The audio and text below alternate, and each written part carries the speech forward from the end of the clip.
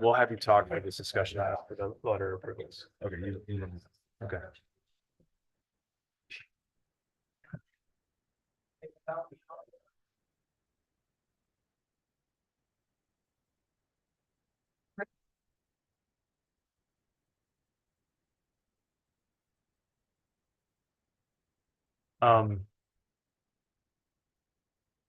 Caitlin or Ash or Antoinette, once we can get the meeting going, because you guys print out what needs to be signed for tonight, so we can get that executed. Thank you. Yep. Yeah.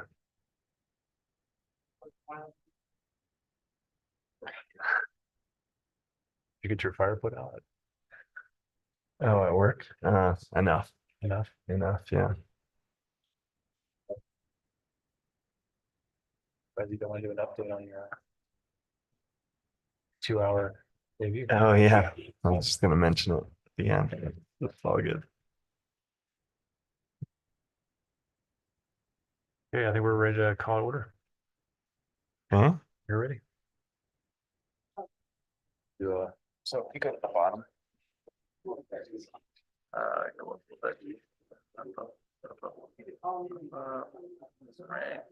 here.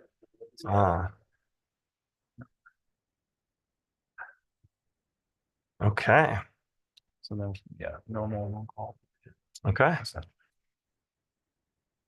I'd like to call the Fraser Housing Authority meeting to order. Can I have a roll call, please?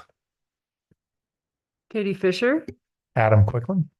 Peggy Smith, Julie White. Katie Souls. And Brian Circovenic. Could I have an approval of the agenda, which includes, if you don't have it in front of you, the consent agenda, discussion of possible items about low-income housing tax credit for Victoria Village, letter of support, and adjournment. I move to approve the agenda. Second. Any further discussion? All in favor? Aye. Aye. All right. I would entertain a motion to approve the consent agenda, which contains the Housing Authority minutes from June 5th, 2024. I move to approve the consent agenda. Second. Any further discussion? All in favor? Aye. Aye. All right.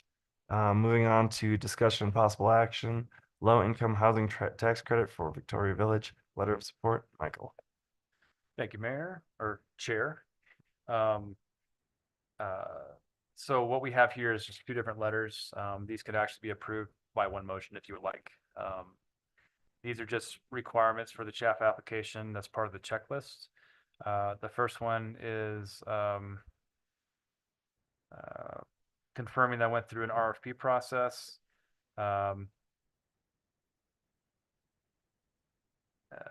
Actually in late 2022, so we'll just adjust that time.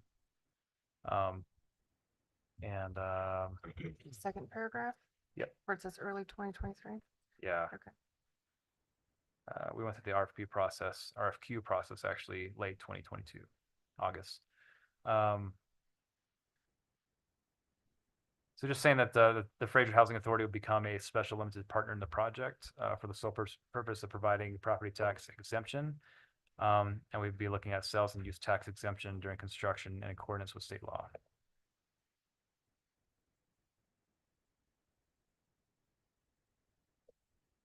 And the second says that as the owner of the property, Fraser Housing Authority will add the above referenced developments to the list of eligible developments and will provide this list of eligible developments to households on our waiting list. As a condition of placing this development on the eligibility list, Mountain Affordable Housing Development commits not to discriminate on the basis of disability, race, creed, color, sex, sexual orientations, marital status, familial status, religion, national origin, ancestry, or military status in the selection of tenants. Mountain Affordable Housing Development further commits to provide HUD Section 8 rental assistance certificate holders and a public housing entity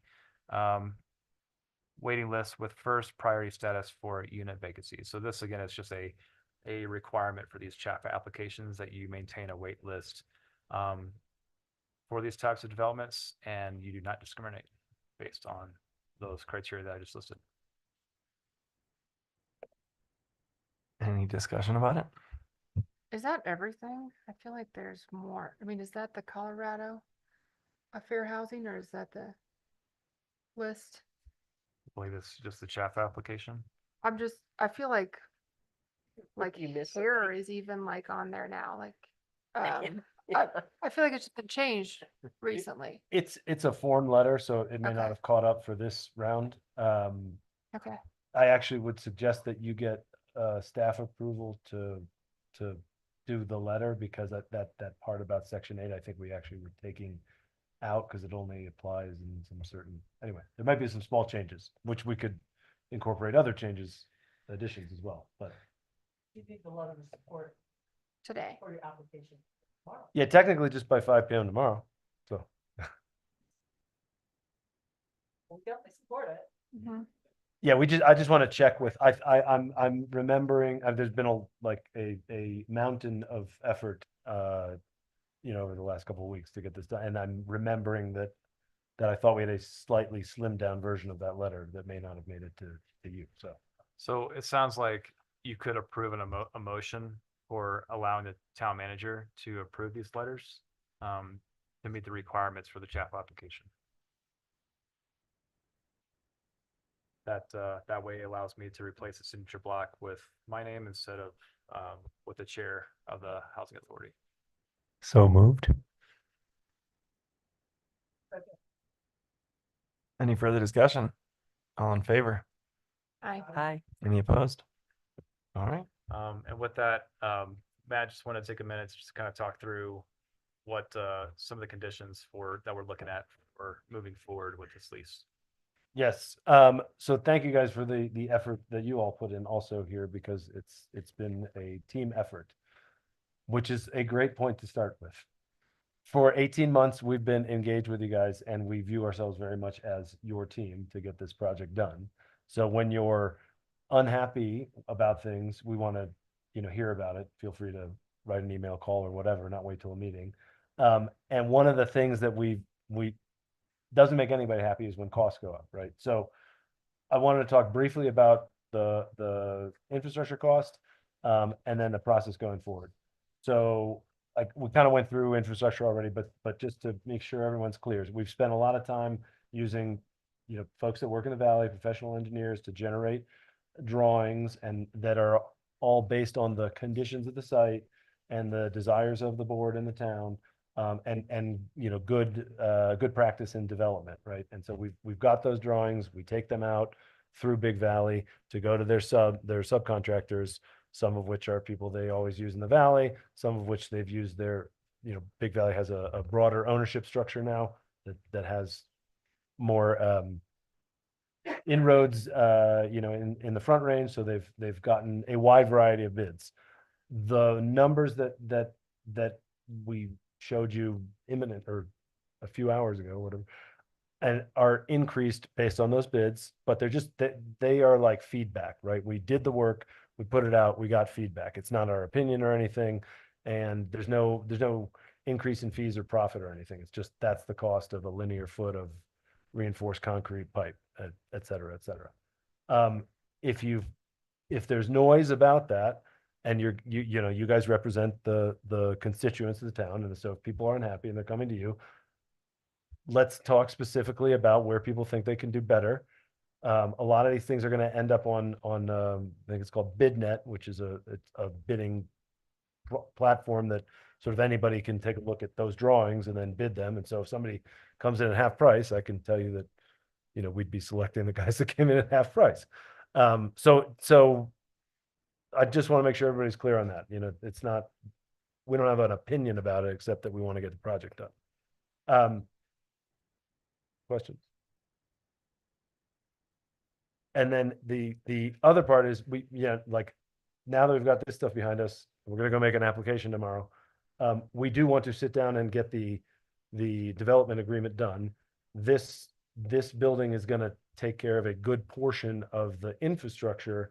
I know there's been some thoughts about, how to approach the project and maybe splitting things up. This building is now going to build $3.5 million of infrastructure, some of which are absolutely dedicated to building D, some of which, should the other buildings be built, will benefit those other buildings, right? So we've now sort of split the infrastructure in a manner, right? That you'd only be bidding out a different portion of the infrastructure, right? So we would like to work actively to get under the agreement to finish the rest of the development, the middle income buildings. And, we want to get into a live dialogue about what makes you happy and what's gonna, like, to your point, Councilman, that what's gonna, not to come to loggerheads and to come to an agreement about how we're gonna move forward on all the rest of the buildings. So you have a question about it? Yeah, the infrastructure, since you're building, 1.8, to connect to the system, is there a capacity agreements or in case you're not the developer on other buildings, or pay you guys? A lot of times developers put in the lines and they're upsizing, so they're other has to be paid back for that. Is that part of your account, or is It's not at the, I mean, we don't,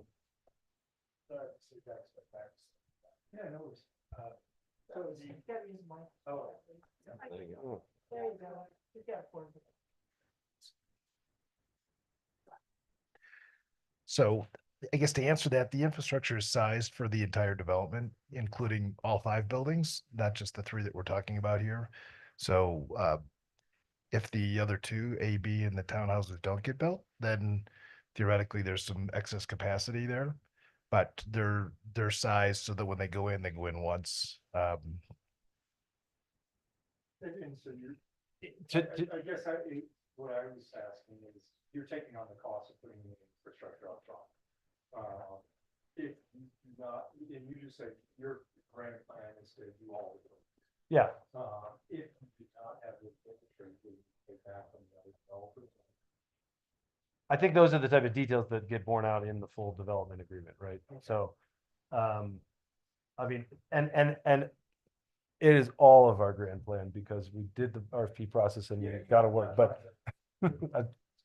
but, if we couldn't reach an agreement to do the other buildings, then there's certainly a manner in which to address access to all those, all that infrastructure that's sort of like at the doorstep on the way into the property, right? That's part of the detailed negotiation of the development agreements. And there will be, a series of reciprocal easements that are, because some of the utilities that are needed for building D, which is the low income housing building, will also be across the other parts of the site that are not part of the lease. So, we need access and permission to that and vice versa. So, but again, that's going to be part of the, the final plat notes as, are created from here until maybe the next couple of weeks before it gets reviewed and recorded. But those will have to be worked out based on the boundaries of the leased facilities or the leased site and where the ultimate easements land. So how long does it take to find out if you're right? Like November, December.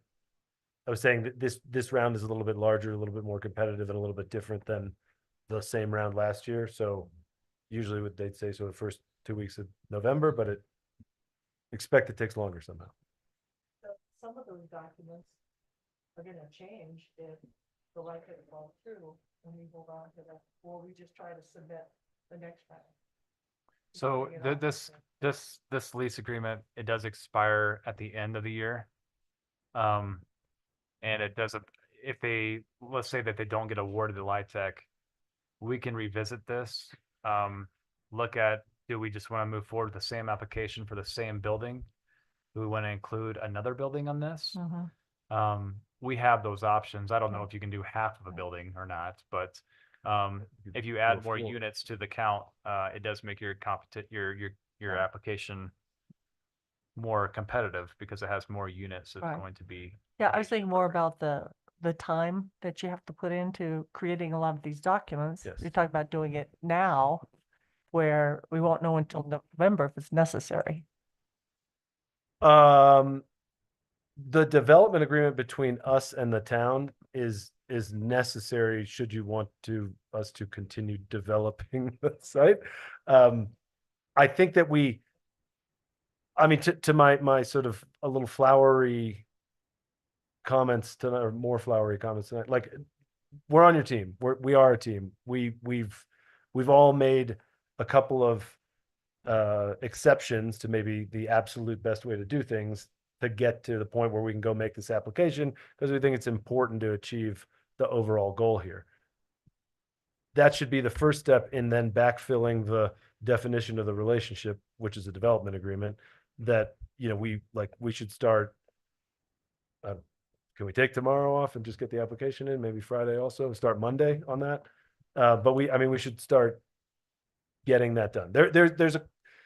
We've exchanged ideas, we've exchanged terms. I think there's relatively little daylight between what would seem to be acceptable to you all and what we would seem to be acceptable to us. So I think we're not that far away, but the back half of a legal agreement takes like a really long time for lawyers to review and earn their fee on. The lawyers on the phone, right? Great. Well, thanks for that extra info. Okay, thank you. All right. I'd entertain a motion to adjourn the Fraser Housing Authority. Oh, we didn't do it yet? Uh, Oh. you had a second. Yeah. Or you moved it. I made a motion to follow. Okay. Was that approved or was it? Yeah, Yeah. we approved Okay. it. I guess it just wasn't repeated. So what is that? So it says, motion, so the motion is to allow the town manager to sign the. All right, the motion is to allow the town manager to sign the letters of support, to allow Matt to meet the LIHTC application deadline.